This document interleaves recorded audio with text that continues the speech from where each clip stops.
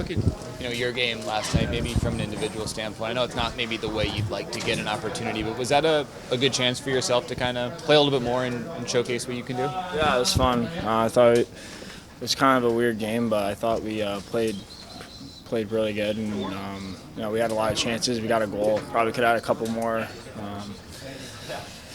posts there, empty net. So yeah, it was good. It was fun to play and play a lot. So yeah, definitely excited about that, but still not too happy with the result, and clearly wasn't good enough. So. I feel like your game kind of fits well with the two of those guys. It seems like three guys who kind of have that hunt first mentality. Yeah, for sure. I think we all play with speed. We're all tenacious, and we can make plays. So, yeah, it's definitely fun. Great guys too off the ice. So, I thought we communicated well, and yeah, I thought we played really well.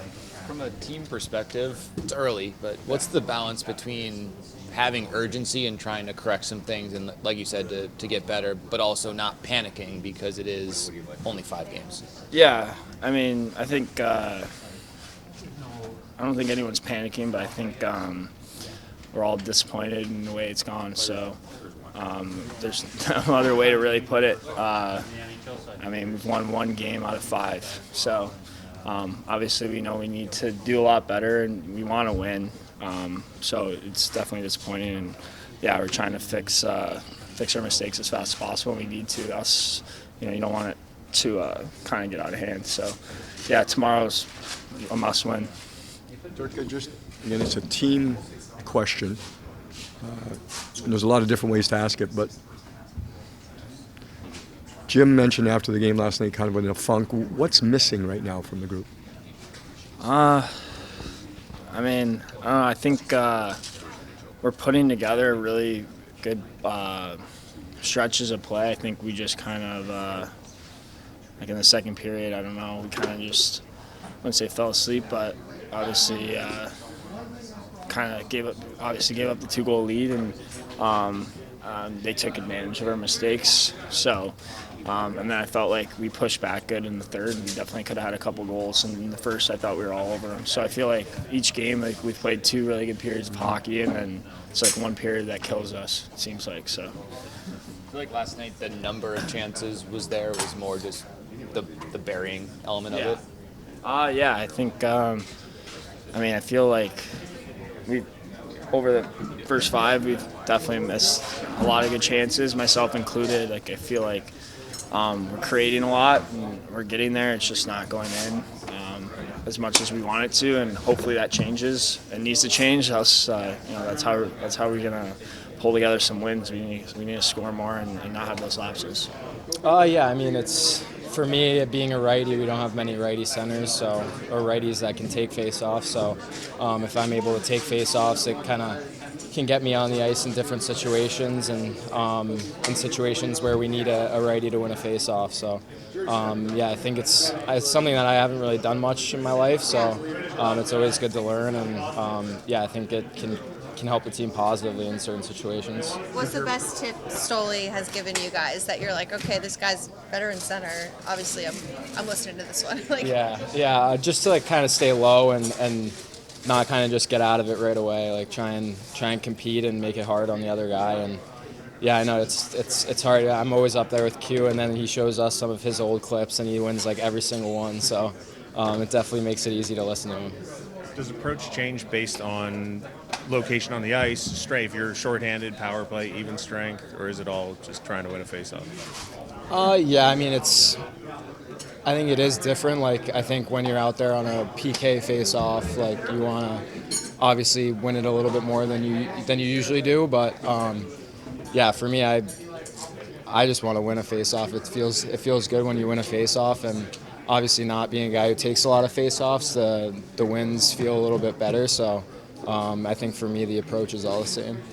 How much teaching goes into the first 3 seconds after the face-off? I mean, it's fine to be taught how to win the initial puck battle, but once the puck's dropped and play is going, how much thought has to go into your positioning after the puck's on the ice? Yeah, I think I mean, growing up as a winger and kind of being a winger my whole life, it's a lot different. You know, your responsibilities are a little bit different after a face-off win and a face-off loss. So you're kind of in a different area on the ice, and your responsibility is so much different. So yeah, I think when I'm taking face-offs, I mentally think about the face-off a little bit, and then kind of once the face-off's over, I'm like, oh shit, what am I supposed to do now? Or sorry, oh shoot, what am I supposed to do now? So, yeah, it's a lot different than playing winger. The draws are obviously one part of center, but there's a lot more that goes into it. If you were to take like where you're at now compared to that first shift that you had, I think it was like preseason last year, how much more comfortable do you just feel like playing through the middle? Yeah, a lot more comfortable. I think I've always kind of felt comfortable like during the game when I get stuck down there, but I think it's a different thing when your position is to play center. You know, like when you get stuck down there, I've always felt comfortable like being that low guy and kind of being there in the D zone. But I think when your position is to play center, it's like having to think about everywhere you're supposed to be, and it's a lot more of a beast. And I think I've definitely gotten a lot more comfortable kind of getting those reps in. Anything you specifically liked about your game last night? Felt like, you know, when you kind of bumped up with Kuzi and Juice at times, looked just a lot like the way that you play. Yeah, I think I was being a lot more direct. I think more engaged in the game and kind of getting into the dirtier areas, and I think that's kind of how I love to play. I love to kind of create havoc out there and get on a forecheck and just make it hard for the other team to play. And I think I was doing a lot better job of that last night, just kind of getting in and being direct. I can ask you from a team perspective, what's the balance early in the season between urgency, wanting to make some changes and improve some things as a team, but also not panicking in those changes, knowing it's only 5 games? Yeah, I mean, for us, I think we've played 5 of the best teams in the NHL, and they're really good teams, and they're hard to beat every given night. So I think for us, it's kind of just looking back and trying to learn little things from those games. And I mean, it's such a long season, and if those games are spread out throughout the year and we lose those games, maybe nobody's talking about it, but it just happens to be that those are early on. And yeah, I think for us, it's just trying to learn little things from those games and kind of build on that. And now we have 77 more games, so 77 more chances to win hockey games. And yeah, I think it's just a learning experience for us. Talking to Alex Laferriere about his game last night, heard your post-game comments about him. What do you do to encourage a player to keep going with that type of play? Well, I mean, we got him in the middle of Juice and Kuzi, so that's, you know, one strong sign for him that you play like that, there's a reward for you.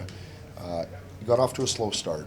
You know, I think over 2 years here, Laf has really elevated his position on the team. He's got plenty of ice time. He's been an important king. So we knew he was going to come out of it.